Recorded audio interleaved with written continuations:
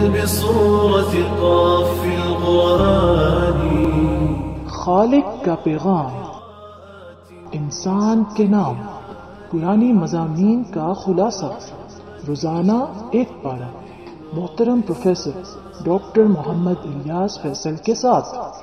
الحمدللہ وحدہ والصلاة والسلام علی من لا نبی بعدہ، رب اشرح لی صدری ویسر لی امری واحلل عقدۃ من لسانی یفقہوا قولی۔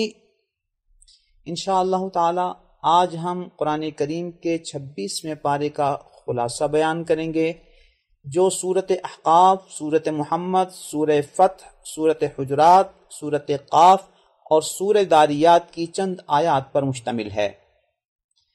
سورہ احقاف 4 رکوع اور 35 آیات پر مشتمل ہے۔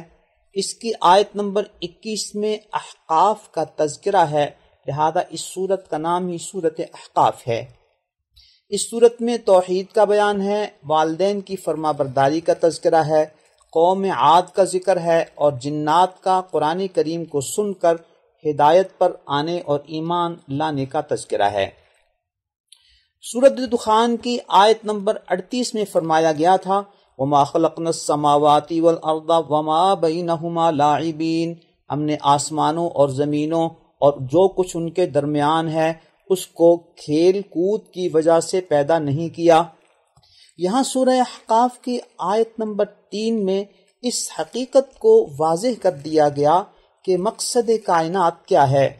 ما خلقنا السماوات والارض وما بینہما الا بالحق واجل مسمى، ہم نے آسمانوں اور زمین کو پیدا نہیں کیا اور جو کچھ اس کے درمیان ہے اس کو بھی مگر حق کو واضح کرنے کے لیے اور ایک متعین مدت تک کے لیے۔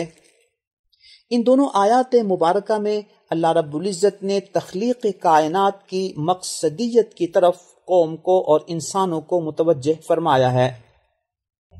آیت نمبر 4 اور 6 میں اس کائناتی حقیقت کی بنا پر مشرکین کو دعوت فکر دی جا رہی ہے کہ ان مشرکین کے معبودوں نے زمین و آسمان میں سے کون سی چیز پیدا کی ہے، یا کیا اللہ تعالیٰ کے ساتھ ان کی کوئی پارٹنرشپ ہے آسمان و زمین کی تخلیق میں یا اس کا نظام چلانے میں؟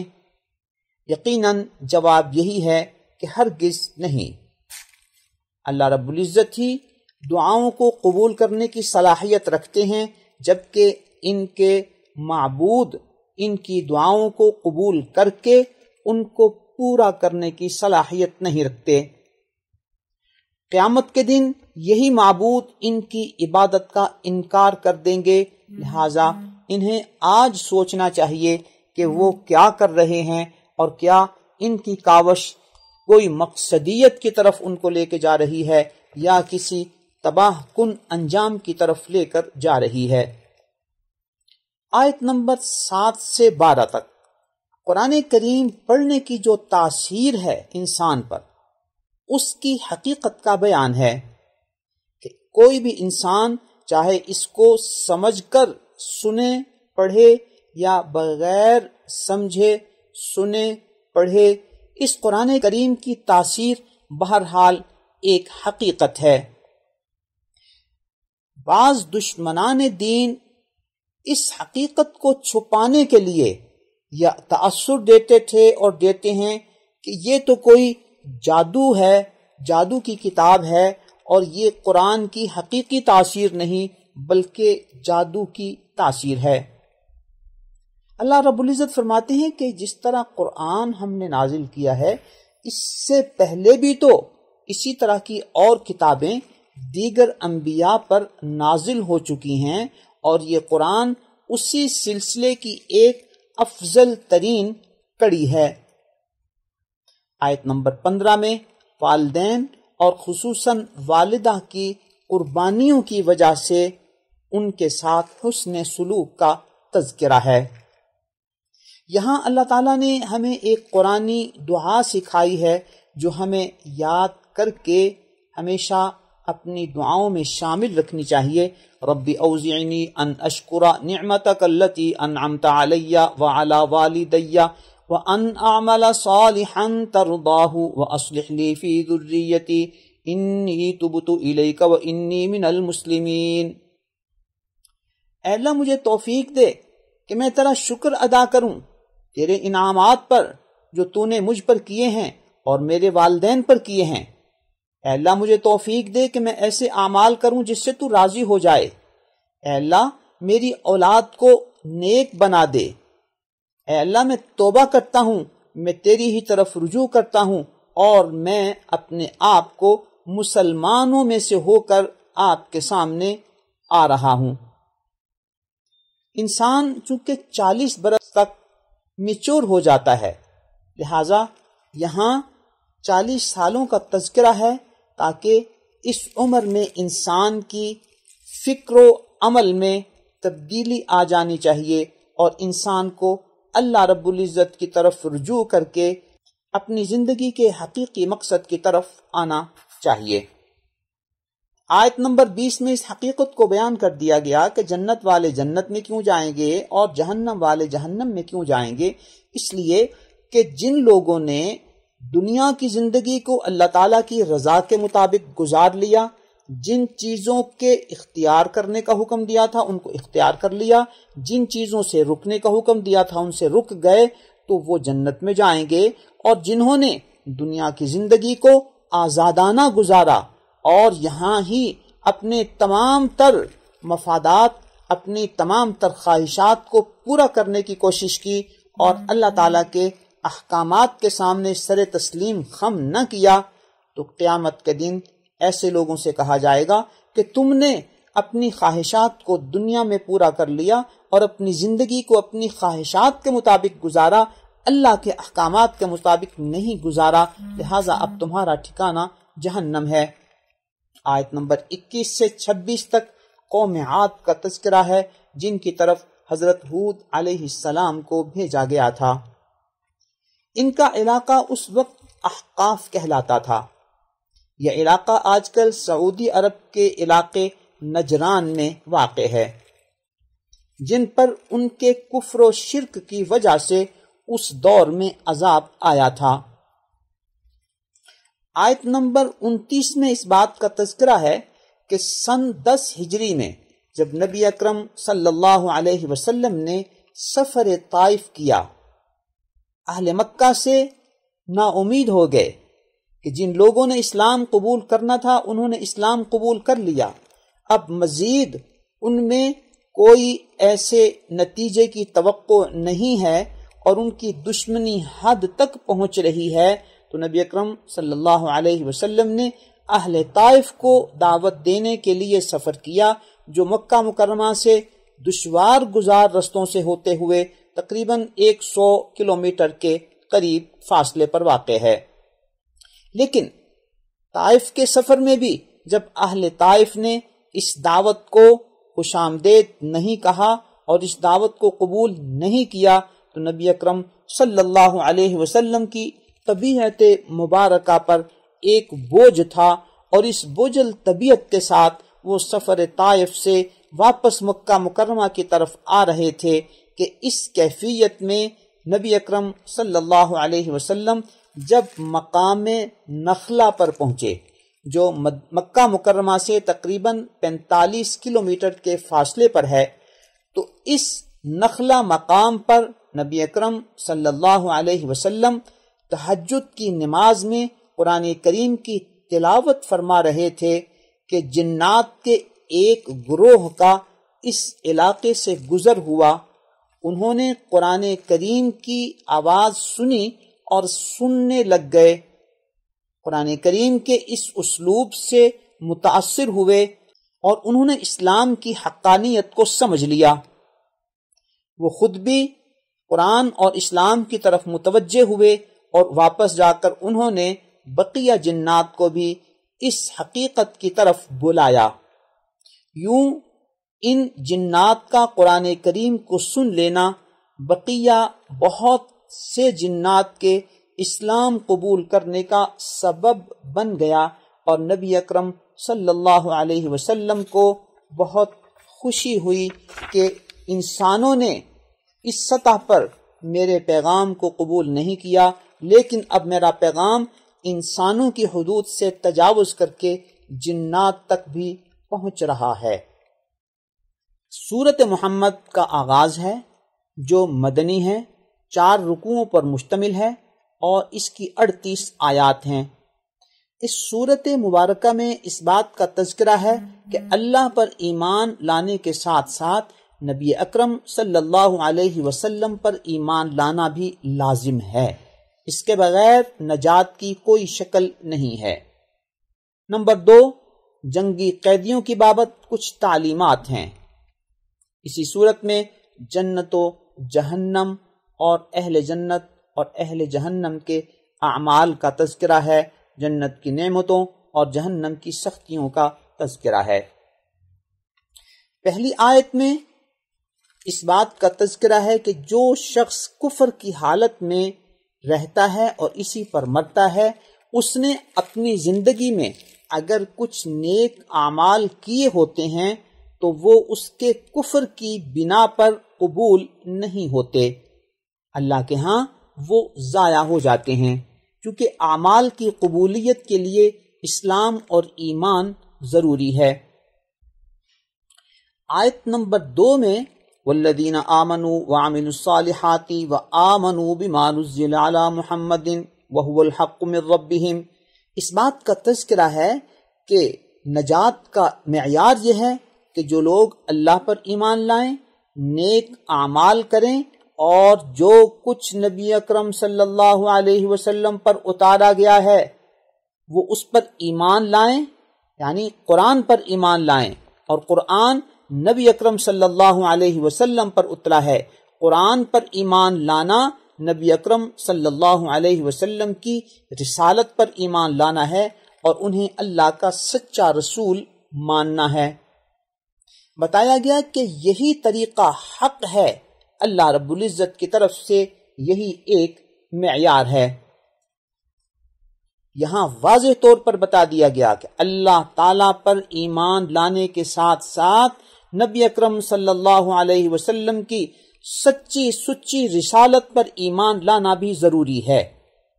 یہاں آپ کے سامنے ایک عجیب حقیقت کا انکشاف و اظہار کرتا چلوں کہ دور حاضر کا ایک ملحد جو غامدی کے لقب سے متعارف ہے، اس کا موقف یہ ہے کہ دور حاضر میں بھی اگر کوئی شخص مسلمان ہے، یہودی ہے یا عیسائی ہے تو آج بھی وہ سب لوگ نجات پا جائیں گے۔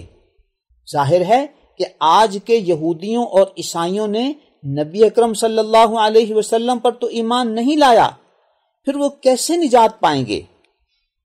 غامدی کا یہ نظریہ قرآن کریم میں سورہ محمد کی اس آیت نمبر 2 کے صریح خلاف ہے، اور یہ ان کا وہ مغربی ایجنڈا ہے جسے وہ اسلام کے نام پر اسلامی معاشرے میں انجیکٹ کر رہے ہیں۔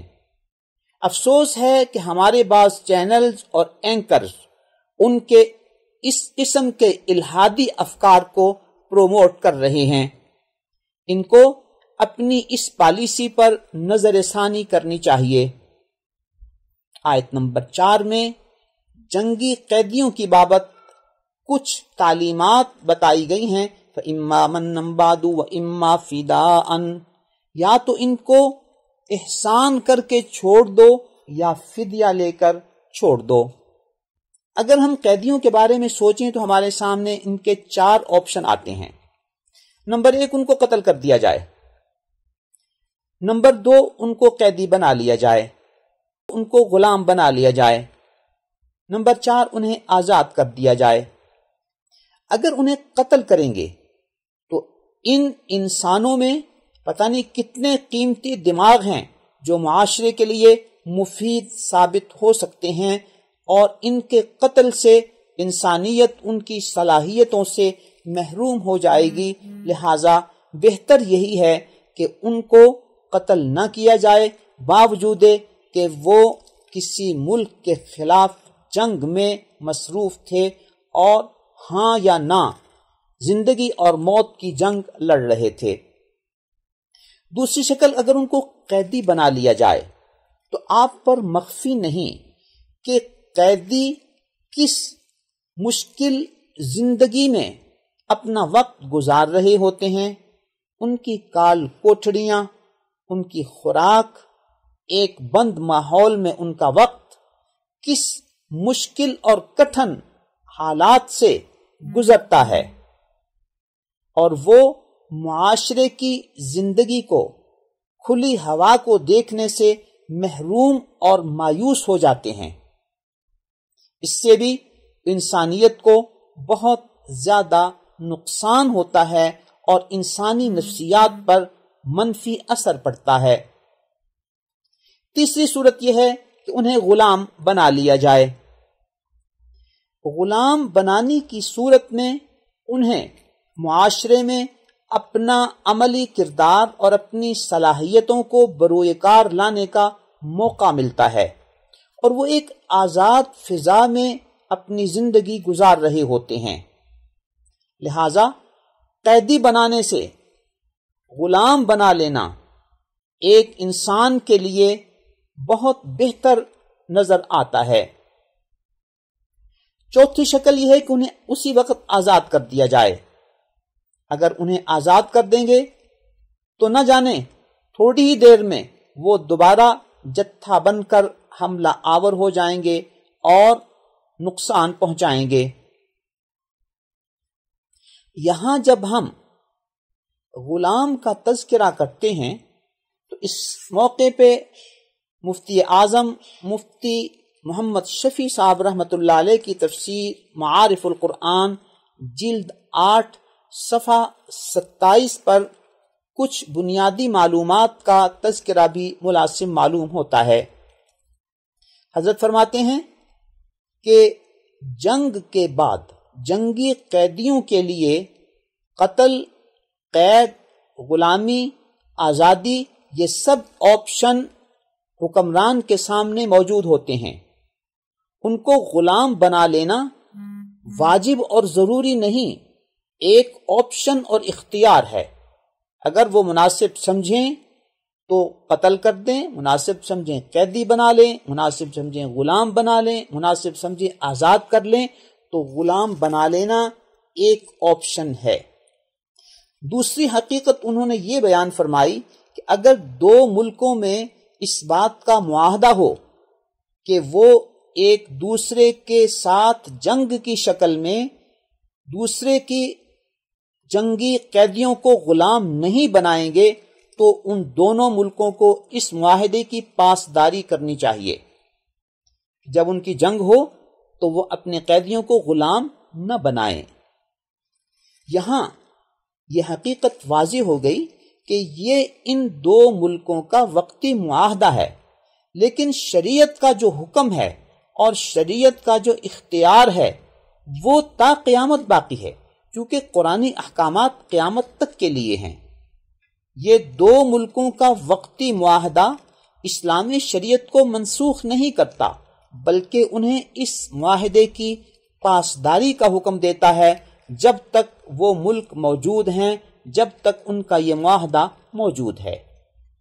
اسی تناظر میں ہم دیکھتے ہیں کہ اقوام متحدہ کی جنرل اسمبلی نے 10 دسمبر 1948 کو انسانی حقوق کا جو عالمی منشور پاس کیا، اس کی دفعہ 4 میں ہے کہ کوئی شخص غلام یا لونڈی بنا کر نہ رکھا جا سکے گا. غلامی اور بردہ فروشی چاہے اس کی کوئی شکل بھی ہو ممنوع قرار دی جائے گی. ملاحظہ ہو انسانی حقوق کا عالمی منشور صفحہ 4. یوں جن ممالک نے اقوام متحدہ کے اس چارٹر پر دستخط کیے ہیں تو گویا وہ ممالک اس منشور کی پاسداری کے پابند ہیں. جب تک یہ منشور باقی ہے، جب تک یہ معاہدہ باقی ہے، اس وقت تک ان ممالک کو اس کی پاسداری کرنی چاہیے کہ وہ ایک دوسرے کے ساتھ جنگ کی شکل میں جنگی قیدیوں کو غلام نہ بنائیں. لیکن وہ حقیقت اپنی جگہ قائم و دائم ہے کہ اسلامی شریعت قیامت تک کے لیے ہے۔ غلام بنانے کا اختیار منسوخ نہیں ہوا، وہ باقی ہے جب تک یہ معاہدہ باقی ہے، جب تک اقوام متحدہ کے ان ممالک کی اس منشور پر دستخط کرنے کی کیفیت باقی ہے۔ جب یہ سسٹم ختم ہو تو اسلام کا وہ اختیار باقی رہے گا۔ اس حقیقت کو ہمیں سمجھ لینا چاہیے۔ آیت نمبر 12 میں اہل جنت کو جنت میں داخل کرنے کا سبب بتایا گیا کہ وہ ان کا ایمان و عمل صالح ہے، اور کفار کو جہنم میں بھیجنے کا سبب یہ بتایا گیا کہ انہوں نے بعض معاملات میں اپنی زندگی جانوروں کی طرح گزاری تھی۔ ان کا کھانا پینا، سونا جاگنا، اوڑھنا بچھونا، چلنا پھرنا، دیگر جنسی معاملات سب جانوروں کی طرح تھے، تو یہ سبب بن گیا ان کے جہنم میں جانے کا۔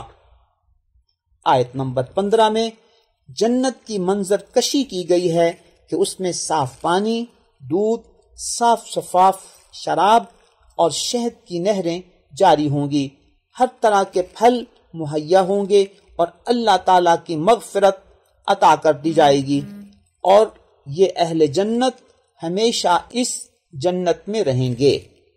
جبکہ جہنمیوں کے عذاب اور سختی کا ایک منظر بیان کیا گیا کہ ان کو جو پانی پلایا جائے گا اس کے پینے کی وجہ سے ان کی انتڑیاں کٹ جائیں گی۔ سورہ فتح کا آغاز ہے۔ سورہ فتح مدنی ہے، اس کی 39 آیات ہیں اور 4 رکوع ہیں۔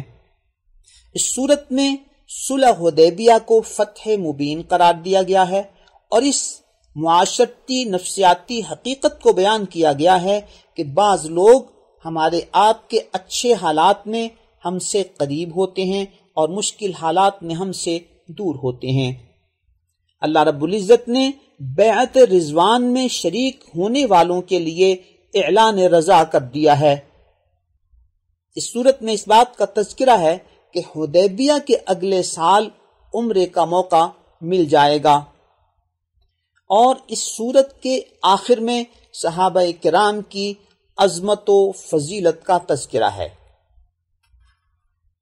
محترم سامعین، یہ سورہ فتح سن 6 ہجری میں نازل ہوئی، جو صلح حدیبیہ کے بعد نازل ہوئی، اور اس میں صلح حدیبیہ کو فتح مبین قرار دیا گیا۔ اس کا پس منظر کیا ہے وہ ہم آپ کی خدمت میں پیش کرتے ہیں۔ سن 6 ہجری میں نبی اکرم صلی اللہ علیہ وسلم نے ایک خواب دیکھا۔ اس خواب کی بنا پر نبی اکرم اپنے 1500 جانثار صحابہ کے ہمراہ مکہ مکرمہ کی طرف روانہ ہوئے تاکہ عمرہ ادا کر سکیں۔ جب آپ صلی اللہ علیہ وسلم مکہ مکرمہ سے 24 کلومیٹر کے فاصلے پر پہنچے تو آپ کی اونٹنی وہاں پر رک گئی۔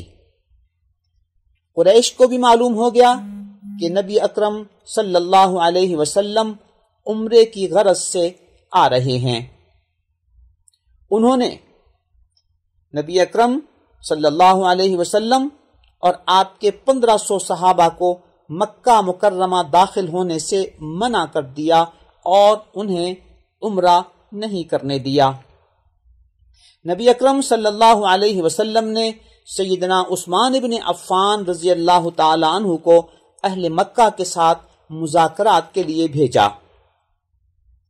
سیدنا عثمان رضی اللہ تعالی عنہ مذاکرات میں مصروف تھے، اور واپسی میں جب کچھ تاخیر ہو گئی تو اس بات کی افواہ پھیلا دی گئی کہ سیدنا عثمان بن عفان رضی اللہ تعالی عنہ کو قریش نے شہید کر دیا ہے۔ نبی اکرم صلی اللہ علیہ وسلم اور آپ کے جانثار صحابہ پر یہ خبر اتنی گراں اور شاق گزری کہ آپ نے تہیہ کیا کہ ہم اپنے عثمان کا بدلہ لیے بغیر یہاں سے نہیں جائیں گے، اور اس مقصد کے لیے آپ نے تمام صحابہ سے بیعت لی۔ اس بیعت کو بیعت رضوان کہا جاتا ہے۔ اسی بیعت کے بارے میں اسی سورت کی آیت نمبر 18 میں ہے، لَقَدْ رَضِيَ اللَّهُ عَنِ الْمُؤْمِنِينَ إِذْ يُبَايِعُونَكَ تَحْتَ الشَّجَرَةِ، یقیناً اللہ راضی ہے ان مومنین سے جنہوں نے درخت کے نیچے آپ کی بیعت کی ہے۔ اس صورتحال میں سیدنا عثمان ابن عفان رضی اللہ تعالیٰ عنہ کچھ دیر بعد مقام حدیبیہ پر پہنچ گئے، جس سے واضح ہو گیا کہ یہ افواہ تھی اور غلط خبر تھی۔ اسی دوران قریش کا ایک وفد نبی اکرم صلی اللہ علیہ وسلم کے ساتھ مذاکرات کے لیے پہنچا، اور طویل مذاکرات کے بعد اس بات پر معاہدہ طے ہو گیا کہ نبی اکرم اور ان کے صحابہ اس سال واپس مدینہ منورہ چلے جائیں گے، اور آئندہ سال وہ عمرے کے لیے آئیں گے، یعنی آئندہ سال ان کو عمرے کی اجازت دی جائے گی۔ یہ بہت کڑی اور سخت شرط تھی۔ ان کڑی شرائط پر صلح کی بابت سیدنا عمر ابن خطاب رضی اللہ تعالی عنہ اور بعض دوسرے صحابہ کرام نے استفسار کیا کہ حق پر ہونے کے باوجود اتنی کڑی شرائط پر صلح کیوں کی گئی؟ ان کے اس استفسار اور اس پریشانی کے ازالے کے لیے اللہ رب العزت نے یہ سورہ فتح نازل فرمائی، تاکہ انہیں اور سب کو اطمینان ہو جائے کہ یہ صلح حدیبیہ بظاہر کڑی شرائط پر کی گئی ہے، لیکن حقیقت میں یہ مسلمانوں کے لیے بہت بڑی فتح ہے۔ حدیبیہ کی بابت ہم کچھ ضروری باتیں معلومات آپ کی خدمت میں پیش کرتے ہیں۔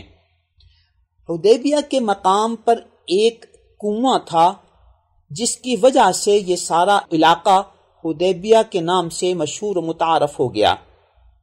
یہ حدیبیہ مقام مکہ مکرمہ سے 24 کلومیٹر کے فاصلے پر ہے، اور یہ حد حرم ہے، یعنی 24 کلومیٹر کے اندر کی طرف مکہ مکرمہ کی حدود کا علاقہ شروع ہو جاتا ہے، اور اس سے پیچھے حل یعنی حد حرم سے باہر کا علاقہ ہے۔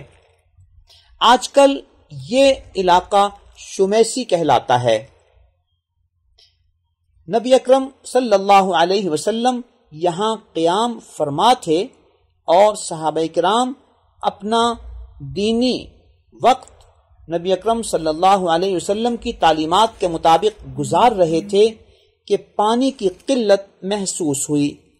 صحیح بخاری کی حدیث نمبر 3576 کے مطابق جب صحابہ کرام نے اپنی یہ کیفیت نبی اکرم صلی اللہ علیہ وسلم کی خدمت میں عرض کی، تو آپ کے سامنے ایک پانی کا ڈول تھا۔ نبی اکرم صلی اللہ علیہ وسلم نے اپنا دست مبارک اس ڈول میں ڈالا، تو اس سے اس طرح چشمہ جاری ہوا کہ پانی بہنے لگ گیا۔ حضرات صحابہ نے اس پانی سے پیاس بھی بجھائی اور وضو بھی کیا اور محفوظ بھی کیا۔ راوی کہتے ہیں کہ اس وقت ہماری تعداد 1500 تھی، لیکن اس پانی کی وسعت اور اس پانی کی کثرت کا یہ عالم تھا کہ اگر ہم 1,00,000 افراد بھی ہوتے تو وہ ہمارے لیے کافی ہو جاتا۔ اس معجزے کو ہمارے ایک دوست جناب ولی اللہ اعظمی صاحب نے اس شعر میں منظوم کیا ہے۔ ان کا ہر معجزہ ایسا بھاری ہوا، جس سے باطل پہ ایک لرزہ طاری ہوا، ان کی انگشت سے چشمہ جاری ہوا، سرور انبیاء کی عجب شان ہے۔ آیت نمبر 11 سے 16 تک اس بات کا تذکرہ ہے کہ بعض اکھڑ مزاج بدوؤں کی یہ کیفیت ہے کہ جب کوئی مشکل سفر ہوتا ہے تو وہ پیچھے رہ جاتے ہیں، اور جب کسی آسان سفر میں مال غنیمت کی توقع ہوتی ہے تو وہ اس خواہش کا اظہار کرتے ہیں کہ ہم نے بھی آپ کے ساتھ جانا ہے۔ اللہ کے نبی صلی اللہ علیہ وسلم کو یہ فرمایا گیا کہ آپ انہیں کہہ دیں کہ ان قریب ایک مشکل سفر کے لیے اور سخت دشمن کے ساتھ مقابلے کے لیے تیاری ہو رہی ہے، لہذا تم بھی اس وقت کے لیے اپنے آپ کو امیدوار کی حیثیت سے تیار کرو تاکہ تمہاری حقیقت سب پر واضح ہو جائے۔ آیت نمبر 18 میں اللہ رب العزت نے یہ واضح ارشاد فرمایا، لَقَدْ رَضِيَ اللَّهُ عَنِ الْمُؤْمِنِينَ إِذْ يُبَايِعُونَكَ تَحْتَ الشَّجَرَةِ، یقیناً اللہ راضی ہوا ان تمام مومنین سے جنہوں نے درخت کے نیچے آپ کی بیعت کی۔ واضح رہے کہ ان بیعت کرنے والوں میں سیدنا ابو بکر صدیق رضی اللہ تعالیٰ عنہ، خلیفہ دوم سیدنا عمر بن خطاب رضی اللہ تعالیٰ عنہ، خلیفہ سوم سیدنا عثمان بن عفان رضی اللہ تعالیٰ عنہ، خلیفہ چہارم سیدنا علی مرتضی رضی اللہ تعالیٰ عنہ، اور 1500 صحابہ تھے جن کے بارے میں اللہ رب العزت نے اپنی رضا کا اعلان کر دیا۔ جب اللہ رب العزت ان تمام قدسی ہستیوں سے رضا کا اعلان کر رہے ہیں تو پھر کون شخص ہوتا ہے جو یہ جسارت اور جرت کرے کہ وہ ان کے اوپر زبان طعن دراز کرے؟ جو شخص ان پر زبان طعن دراز کرتا ہے گویا وہ اس آیت کا انکار کرتا ہے۔ اللہ تعالی ہمیں صحابہ اکرام رضوان اللہ تعالی علیہم اجمعین کا احترام و ادب کرنے کی توفیق عطا فرمائے۔ آیت نمبر 27 میں اللہ رب العزت نے اسی حقیقت کا تذکرہ کیا کہ نبی اکرم صلی اللہ علیہ وسلم نے جس خواب کی بنیاد پر سفر کیا تھا وہ خواب کب پورا ہونا تھا؟ اسی صلح حدیبیہ والے سال یا اس سے اگلے سال؟ یہ اللہ رب العزت کا علم تھا، اللہ کا نظام تھا۔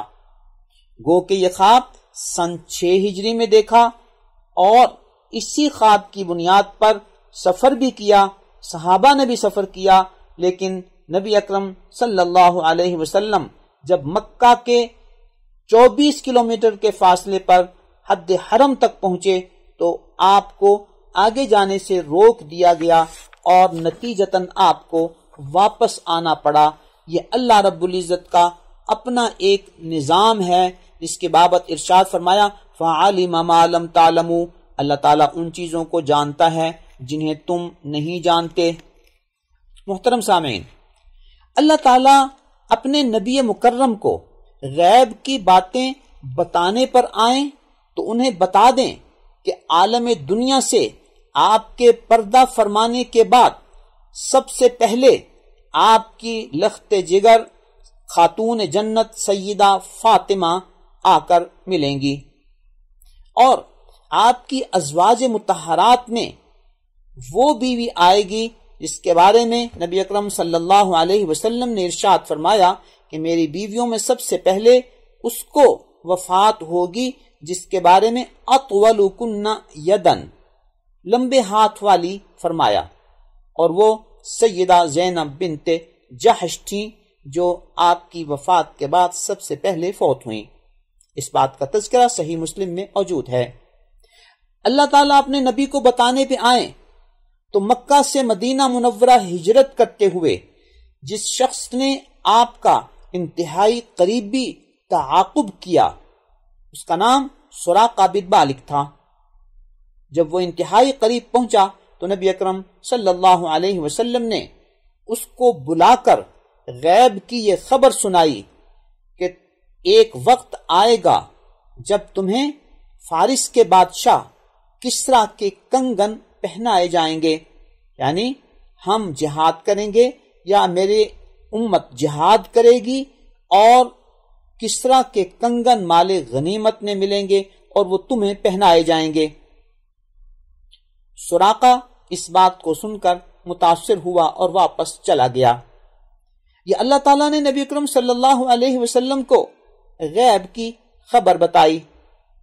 اگر اللہ تعالیٰ غیب کی خبر بتانا چاہیں تو فتح مکہ کے سفر سے پہلے مدینہ منورہ میں ایک صحابی حاطب بن بلتع نے جو خط لکھا تھا اور ایک عورت کے ذریعے اہل مکہ تک پہنچانے کی کوشش کی تھی، نبی اکرم صلی اللہ علیہ وسلم نے اس کی خبر دی، چند صحابہ کو بھیجا اور انہوں نے وہ خط ان سے دریافت کر لیا اور برآمد کر لیا۔ ان تمام غیب کی خبروں کے باوجود اگر اللہ نہ بتانا چاہیں تو مدینہ منورہ سے مکہ مکرمہ تک سفر کیا، 1500 صحابہ بھی ہم سفر رہے، احرام بھی باندھا اور حد حرم پہنچ کر واپس آنا پڑا۔ اللہ نے نہیں بتایا تو یہ 400 کلومیٹر جانے کا سفر اور 400 کلومیٹر آنے کا سفر کرنا پڑا، اس لیے کہ اللہ نے یہ نہیں بتایا تھا کہ آپ اس دفعہ عمرہ نہیں کر پائیں گے، گو کہ آپ عمرے کی خواب دیکھ چکے ہیں۔ اسی پس منظر میں ایک دوسری حقیقت بھی پیش نظر رہے کہ حدیبیہ کے مقام پر جب سیدنا عثمان بن عفان رضی اللہ تعالیٰ عنہ اہل مکہ کے ساتھ مذاکرات کے لیے تشریف لے کر گئے ہوئے تھے تو یہ افواہ اڑا دی گئی کہ انہیں شہید کر دیا گیا ہے۔ نبی اکرم صلی اللہ علیہ وسلم اور تمام صحابہ کرام اس قدر متاثر و پریشان ہوئے کہ انہیں بیعت جہاد کرنا پڑی، جسے بیعت رضوان کہا جاتا ہے، اور اسی بیعت رضوان کا تذکرہ قرآن کریم میں ہے، لقد رضی اللہ عن المؤمنین اذ یبایعونک تحت الشجرہ۔ لیکن صورتحال حقیقت واقعہ کے اعتبار سے کیا تھی کہ یہ ایک افواہ تھی، انہیں شہید نہیں کیا گیا تھا۔ الغرض اللہ رب العزت نے اس پوری کائنات میں سب سے زیادہ علم ہمارے آقا مکرم نبی پاک صلی اللہ علیہ وسلم کو عطا فرمایا، اور جو عطا ہوا نبی اکرم صلی اللہ علیہ وسلم کو اس کا علم تھا، اور اللہ کی طرف سے جو عطا نہیں ہوا نبی مکرم صلی اللہ علیہ وسلم کو اس کا علم نہیں تھا، جس کی ایک مثال آپ نے سفر کے دوران دیکھی اور دوسری مثال بیعت رضوان کی شکل میں دیکھی۔ ہم سب کو قرآن کریم پڑھ کر اپنے عقائد کو سمجھنا چاہیے، اور بلا وجہ بعض جاہل، انتشار پسند اور فرقہ پرست لوگوں کی باتوں میں آ کر پریشان نہیں ہونا چاہیے۔ اس سورت کی آیت نمبر 27 میں اللہ رب العزت نے ایک بہت بڑی حقیقت واضح کی، محمد الرسول اللہ والذین معہ اشداء علی الکفار رحماء بینہم۔ حضرت محمد صلی اللہ علیہ وسلم اللہ کے رسول ہیں، اور آپ کے ساتھی یعنی آپ کے صحابہ کرام کا مزاج، طبیعت اور وصف یہ ہے کہ وہ کفار پر بہت سخت ہیں اور آپس میں بہت نرم ہیں۔ یہ صحابہ کرام کے حق میں اللہ رب العزت کی طرف سے تعریف و توصیف بیان کی گئی ہے، اور ان عظیم صفات کے حامل صحابہ کرام کا تذکرہ جہاں قرآن کریم کی اس آیت میں موجود ہے، وہیں اللہ تعالیٰ فرماتے ہیں اس آیت میں کہ ان صحابہ کا تذکرہ تورات و انجیل میں بھی تھا۔ ارشاد فرمایا ذالک مثلہم فی التوراۃ ومثلہم فی الانجیل، ان کی یہی مثال تورات میں بیان کی گئی ہے اور یہی انجیل میں بھی بیان کی گئی ہے۔ حضرات سامعین، مسلمان امتی کی بھی یہی کیفیت اور یہی طبیعت اور یہی نشانی ہونی چاہیے کہ وہ کافر پر سخت ہو لیکن آپس میں نرم ہو۔ اللہ تعالی ہمارے اندر یہ صحابہ والی کیفیت اور طبیعت وہ ہماری حیثیت میں پیدا فرما دیں۔ سورہ حجرات کا آغاز ہے جو ایک مدنی سورت ہے، 18 آیات اور 2 رکوعوں پر مشتمل ہے۔ اس مبارک سورت میں تقریباً 15 احکام و آداب بیان کیے گئے ہیں۔ نمبر 1، نبی اکرم صلی اللہ علیہ وسلم کی مبارک آواز سے اپنی آواز کو اونچا نہ کیا کرو۔ نمبر 2، نبی اکرم صلی اللہ علیہ وسلم کے حضور ادب و احترام سے بات کیا کرو۔ نبی اکرم صلی اللہ علیہ وسلم کی خدمت عالیہ میں آج بھی جب ہم سلام عرض کرنے کے لیے حاضر ہوتے ہیں تو ہمیں اس ادب کی پاسداری کرنی چاہیے، انتہائی خشوع و خضوع کے ساتھ، ادب و احترام کے ساتھ، آہستہ اور پست آواز کے ساتھ سلام اور صلات پیش کرنا چاہیے، تاکہ کہیں ہماری آواز اونچی نہ ہو جائے، جو بے ادبی ہے۔ تیسرا حکم یہ بیان کیا گیا کہ اگر کوئی فاسق تمہیں کوئی بات بتائے تو اس کی تحقیق کر لیا کرو، ایسے ہی اس پر اعتماد کر کے کوئی غلط فیصلہ نہ کر بیٹھو۔ نمبر 4، صحابہ اکرام رضوان اللہ تعالی علیہم اجمعین کی بابت فرمایا گیا کہ یہ رشد و ہدایت والے لوگ ہیں۔ نمبر 5، اگر مومنین کے دو گروہوں میں اختلاف ہو جائے تو تمہارا کردار یہ ہونا چاہیے کہ تم ان دونوں میں صلح کرانے والے بنو، اور اگر ان میں سے کوئی ایک گروہ صلح کو نہ مانے تو تمہیں اجازت ہے کہ قتال کر کے بھی انہیں حق کی طرف لوٹاؤ اور صلح کی طرف لاؤ۔ نمبر 6، مومنین کو آپس میں بھائی بھائی قرار دیا گیا۔ نمبر 7، کسی کو حقیر بنانے کے لیے یا سمجھنے کے لیے اس سے ٹھٹھا و مذاق نہ کیا کرو، نہ مرد ایسا کریں اور نہ ہی عورتیں۔ نمبر 8، ایک دوسرے پر عیب نہ لگاؤ۔ نمبر 9، دوسروں کو چڑھانے والے لقب اپنی زبان سے ادا نہ کیا کرو۔ نمبر 10، آپس میں بدگمانی نہ کیا کرو۔ نمبر 11، ایک دوسرے کی عیب جوئی اور جاسوسی نہ کیا کرو۔ نمبر 12، ایک دوسرے کی غیبت نہ کیا کرو کہ یہ اس طرح ہے جیسے تم کسی مردہ بھائی کے گوشت کو کھا رہے ہو۔ نمبر 13، تمہارے یہ جو قبیلے اور برادریاں ہیں یہ باہمی تعارف کے لیے ہیں، لیکن عزت و کرامت و فضیلت کا معیار اللہ کے دین کی پابندی اور تقوی ہے۔ نمبر 14، جو اسلام و ایمان پر چل رہا ہے وہ کسی پر احسان نہ جتائے کہ وہ مومن و مسلمان ہے، اللہ کا اس پر احسان ہے کہ اس نے اس کو اسلام و ایمان پر آنے اور رہنے کی توفیق عطا فرمائی ہے۔ نمبر 15، اللہ ہی وہ ذات ہے جو عالم الغیب ہے اور جو تمہارے تمام اعمال کو دیکھ رہا ہے۔ سورہ قاف مکی ہے، جس کی 45 آیات اور 3 رکوع ہیں۔ اس کی آیت نمبر 2 میں اس بات کا تذکرہ ہے کہ کفار کو اس بات پر تعجب ہو رہا ہے کہ اللہ تعالیٰ نے نبی اکرم صلی اللہ علیہ وسلم کو حضرت آدم علیہ السلام کی اولاد میں سے بھیجا ہے، اور یہی وجہ بن رہی ہے ان کے انکار کی۔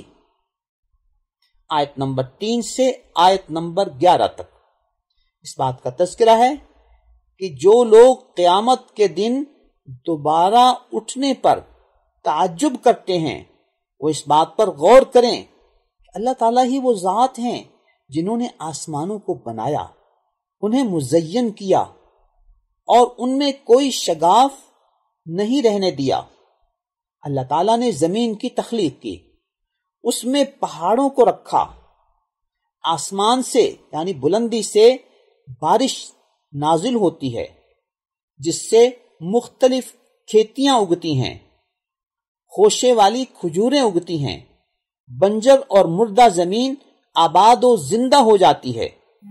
جو ہستی یہ سب کچھ کر سکتی ہے وہی ہستی تمہیں دوبارہ اسی طرح زندہ بھی کر دے گی۔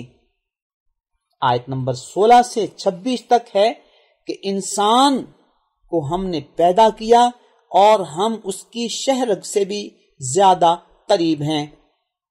بتایا گیا کہ تمہارے دائیں اور بائیں 2 لکھنے والے فرشتے متعین ہیں جو تمہاری ہر بات کو نوٹ کرتے ہیں۔ پھر تمہیں جب موت آئے گی جو تمہیں اچھی نہیں لگتی، اور قیامت کے دن تم میں سے ہر ایک کے ساتھ ایک ہانکنے والا شخص ہوگا اور دوسرا گواہی دینے والا شخص ہوگا۔ موت آ جانے کے بعد تم اس ساری کیفیت سے غافل تھے جو اب عملاً تمہارے سامنے ہے۔ یہاں فرشتے کی تمہارے بارے میں گواہی کے بعد یہ حکم ہوگا کہ ان اعمال کے حامل جو لوگ ہیں ان کو جہنم میں ڈال دو۔ کون سے اعمال؟ نمبر 1 جو ناشکرا تھا، نمبر 2 جو خیر و بھلائی کے ماحول میں رکاوٹ بنتا تھا، نمبر 3 جو اللہ کی مقرر کردہ حدوں سے آگے بڑھتا تھا، نمبر 4 وہ شخص جو دین کے بارے میں شکوک و شبہات پھیلاتا تھا، نمبر 5 ہر وہ شخص جس نے اللہ کے ساتھ کسی اور کو بھی معبود بنا لیا تھا۔ آیت نمبر 36 میں ہے کہ تم سے پہلے تم سے زیادہ طاقتور لوگ گزر چکے ہیں جنہیں اللہ کی نافرمانی کی بنا پر اللہ تعالیٰ نے ہلاک کر دیا ہے۔ تم بھی اگر اللہ کی نافرمانی کرو گے تو تمہیں بھی کسی انفرادی یا اجتماعی سطح پر ہلاک کر دیا جائے گا۔ تم اللہ تعالیٰ کی اس تقدیر سے بھاگ نہیں سکتے۔ ہر شخص مرنے کے بعد اللہ رب العزت کے حضور اکیلا حاضر ہوتا ہے اور اکیلا حاضر ہوگا۔ سورہ زاریات مکی ہے جس کی 60 آیات ہیں اور 3 رکوع ہیں۔ اس کی آیت نمبر 1 سے 14 تک مظاہر قدرت کی قسم کھا کر یہ ارشاد فرمایا گیا کہ اللہ تعالیٰ نے جو وعدے تم سے کیے ہیں وہ سب کے سب سچے ہیں اور وہ پورے ہو کر رہیں گے۔ تمہیں موت آئے گی، قیامت قائم ہوگی، جنت ملے گی، جہنم ملے گی، یہ سب چیزیں برحق ہیں۔ آیت نمبر 15 سے 19 تک اہل جنت کی 5 صفات کا تذکرہ ہے۔ پہلی صفت یہ ہے کہ وہ اللہ رب العزت کے احکامات کو مانتے ہیں۔ دوسری صفت یہ ہے کہ وہ نیک مزاج ہوتے ہیں۔ تیسری صفت یہ ہے کہ وہ عبادت کی وجہ سے رات کو کم سوتے ہیں۔ چوتھی صفت یہ ہے کہ وہ صبح کے وقت خاص طور پر استغفار کرتے ہیں۔ پانچویں صفت یہ ہے کہ غریبوں اور کمزوروں کا خیال رکھتے ہیں۔ آیت نمبر 20 سے 23 تک اس بات کا تذکرہ ہے کہ ہر شخص اگر اپنی ذات، اپنی شخصیت، اللہ رب العزت کی تخلیق، آسمان و زمین میں ہر چیز پر غور کرے تو اسے اللہ تعالیٰ کی توحید کی نشانیاں معلوم ہو جائیں گی۔ آیت نمبر 24 سے 30 تک اس بات کا تذکرہ ہے کہ حضرت ابراہیم علیہ السلام کے پاس کچھ مہمان آئے۔ حضرت ابراہیم ان کے لیے گھی میں تلا ہوا ایک بچڑا پکا کر لائے۔ انہوں نے نہیں کھایا تو حضرت ابراہیم علیہ السلام نے پوچھا آپ کھاتے کیوں نہیں؟ پھر بھی انہوں نے نہیں کھایا تو انہوں نے اپنی طبیعت میں گھبراہٹ محسوس کی کہ جو لوگ چوری ڈاکے کی غرض سے آتے ہیں وہ کسی کا نمک نہیں کھاتے، تو یہ جو کچھ نہیں کھا رہے کہیں کسی اور ارادے سے تو نہیں آئے؟ جب مہمانوں نے ان کی اس گھبراہٹ کو محسوس کیا تو انہوں نے عرض کیا کہ آپ پریشان نہ ہوں، ہم اللہ کے فرشتے ہیں اور اللہ تعالیٰ کی طرف سے یہ پیغام لے کر آئے ہیں، یہ خوشخبری لے کر آئے ہیں کہ اللہ آپ کو بیٹا عطا کرے گا۔ یہاں 2 باتیں قابل غور ہیں۔ نمبر 1، سیدنا ابراہیم علیہ السلام جیسی جلیل القدر ہستی کو، جو ابو الانبیاء بھی ہیں، یعنی بہت سارے نبیوں کے باپ ہیں، دادا ہیں، ان کو بھی فرشتوں کی آمد کا علم نہیں ہوا اور وہ انہیں عام مہمان اور عام انسان سمجھے اور اسی وجہ سے ان کے لیے بچڑا پکا کر لے آئے۔ دوسری بات قابل غور یہ ہے کہ ان کے اس بچڑے کو نہ کھانے پر گھبرا گئے کہ کہیں یہ کچھ اور عزائم لے کر تو نہیں آئے۔ اس صورتحال سے واضح ہوا کہ اللہ رب العزت چاہیں تو اپنے انبیاء کو جو جو غیب کی خبریں بتانا چاہیں بتا دیں، اور جو نہ بتانا چاہیں نہ بتائیں، کیونکہ کامل علم غیب صرف اللہ کے پاس ہے۔ اس سے یہ بھی واضح ہوا کہ جب حضرت ابراہیم علیہ السلام جیسی جلیل القدر ہستی بھی مکمل عالم الغیب نہیں ہے، تو پھر کوئی زندہ یا مردہ ولی عالم الغیب کیسے ہو سکتا ہے؟